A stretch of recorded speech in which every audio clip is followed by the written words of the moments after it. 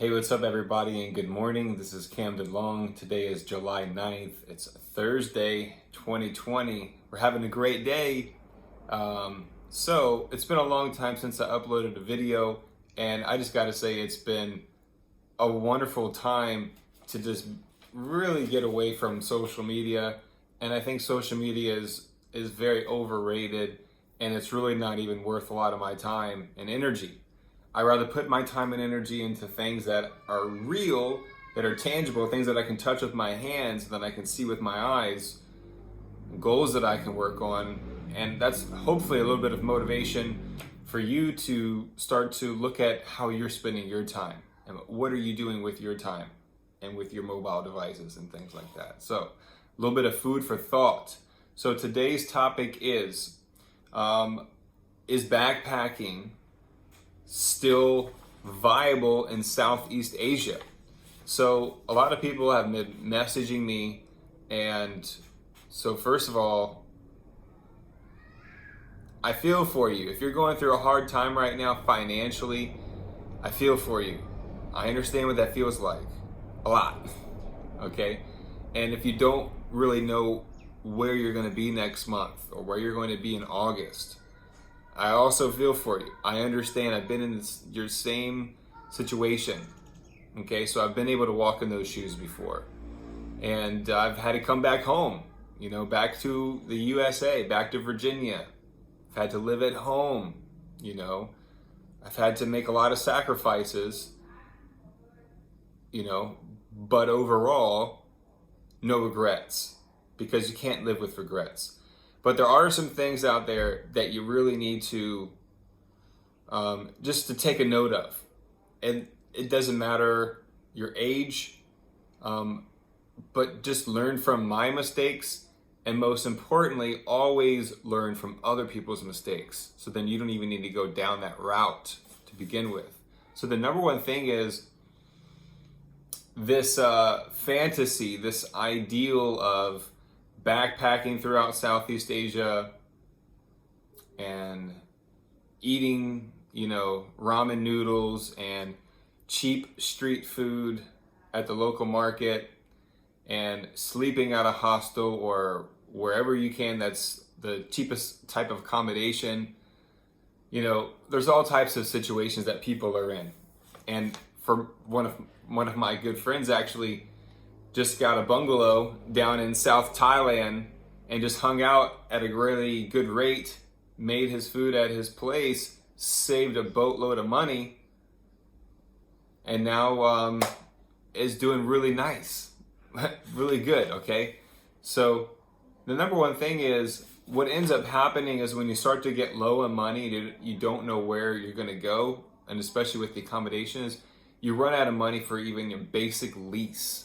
Okay, so you really need to make sure that you have enough money always saved up, that if you're in a jam, if you're in a tight fix, and you need to go somewhere for 6 months and stay, or 12 months and stay, and typically when you sign on to a lease, it's going to have to be a minimum of 12 months, and you're going to have to put down a security deposit, and it could be your first and last month's rent.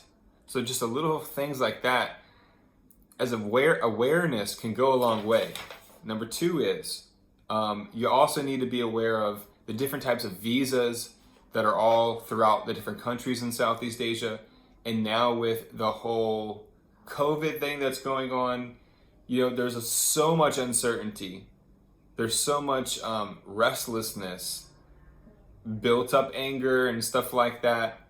And a lot of just angst, it starts to build up. And so even myself, I've been dealing with a lot of anxiety, especially last week. And it's not easy to cope with, but it's the little things that you have to be aware of that kind of like tick you off.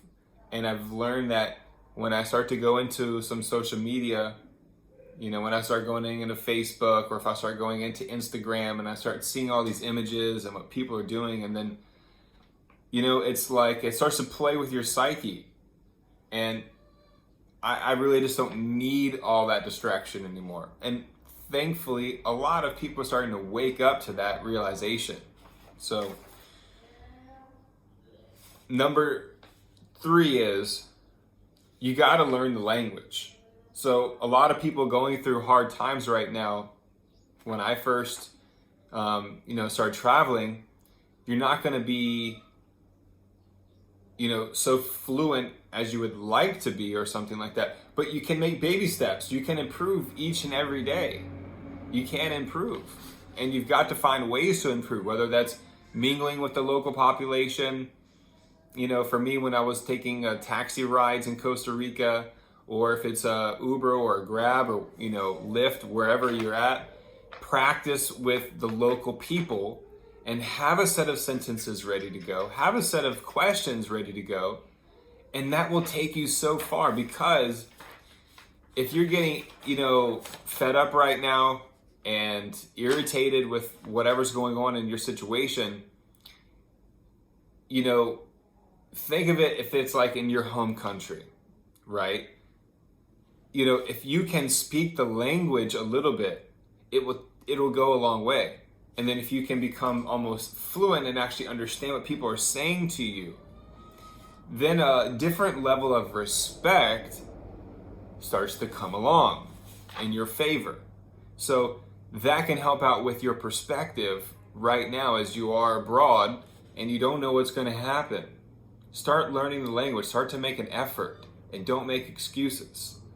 I don't know why, but I just really love languages. I love communication, punching numbers on a calculator and doing math and equations and x2 minus x1 over y2 minus y1 or whatever.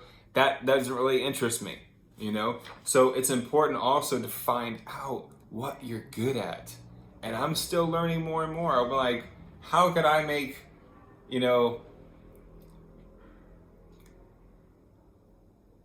how can I make a life of what we're creating right now? You can hear the chickens outside. To create that homestead experience where no longer am I dependent and my family is dependent on the supermarket, the industrial agriculture, that whole super fossil fuel dependent system. It's like, bring back the local food movement. Go beyond labels, okay? Start to know your animals, start to know the food, start to learn about the soil, start to talk to farmers in your state. Don't make excuses. Go drive an hour or 2 hours outside your home and go meet a farmer and learn where your food's coming from, how it's grown, and how much that can impact your happiness, your health, your psyche. It's so important, because when you start to get in tune with your environment and the seasons and the ecosystems, it just makes life so much more enjoyable. And that has helped me to realize how much I don't even want to be on this crap anymore, but I got to use it to stay in touch, to keep that level of communication going with family and with friends, and being able to share good, positive information, and also things that are truthful, right? We can't just be doing everything for entertainment. We also got to be looking at some serious situations that are going on in the world. Okay? So the next thing is, a lot of people don't realize that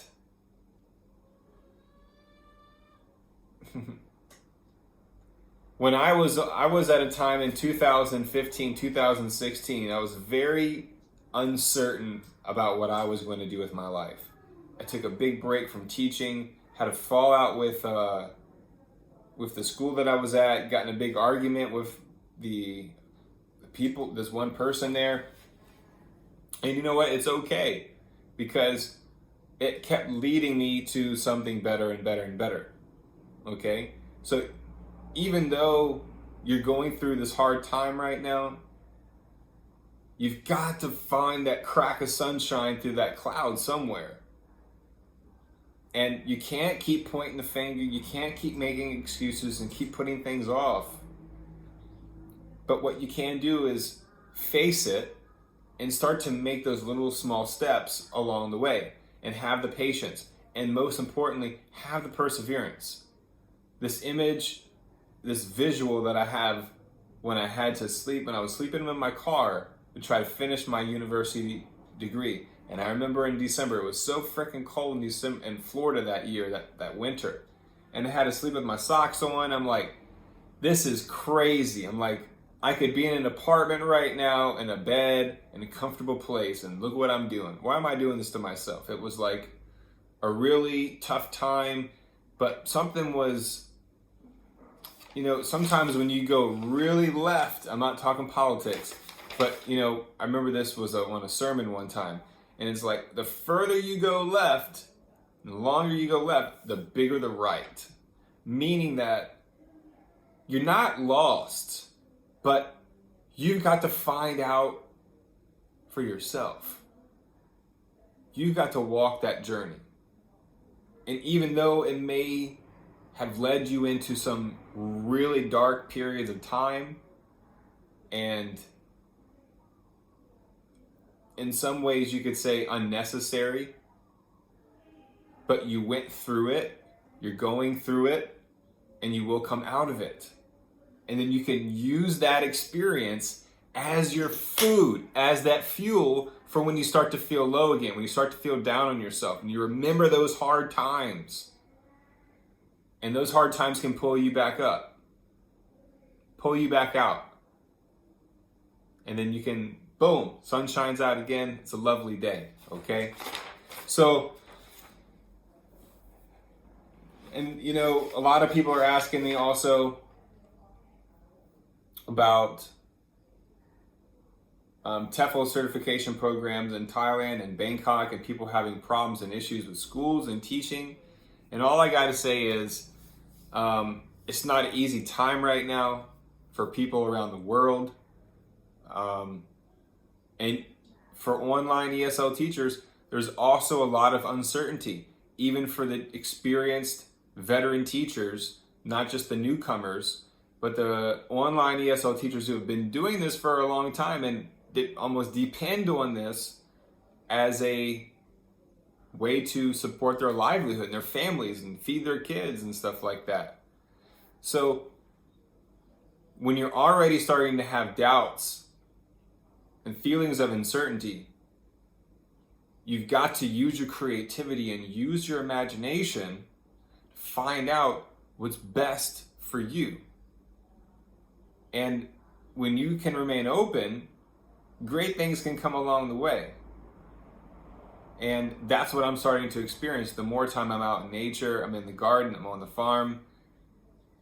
It's hot as hell out here in Thailand, but I love it. I'm sweating it up. Don't even need a sauna at all right now. I go out here with a hoodie and come back just drenched.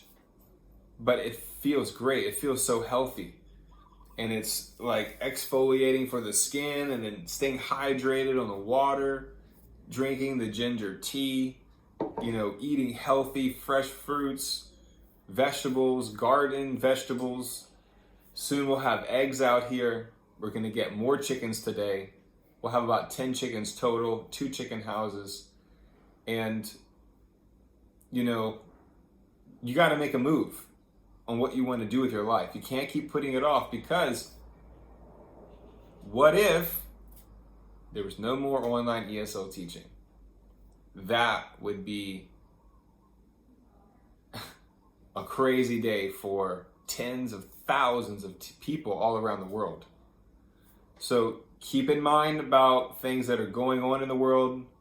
For me, I got to be careful to not get too wrapped up in it. With the news and the geopolitics and all that stuff that's going on, I can really go deep, go down that rabbit hole, and then I gotta then my wife will get angry and say, "You're watching too much of this stuff. Come eat your dinner and relax with me." I'm like, okay. And then I have to, have that balance. So it's all about finding your balance in life and, doing the things that you feel are most enjoyable for you. Because when you do things that you enjoy and you can find a way to bring in some financial revenue on top of that, then you're really living your dream. So to everyone out there, I just I pray that this year 2020 can be a wonderful experience for you, a wonderful time, a period of growth and maturation, ripeness, and just so many things I could cover and say to everybody here, but that's going to be it for today. Just a little bit of information that I try to share with all of you out here, and have a great day. Thank you all so much. And hey, if you like this video, give it a thumbs up.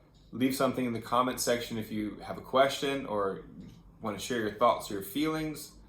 And that's pretty much it. Have a good day, everybody. Thank you so much.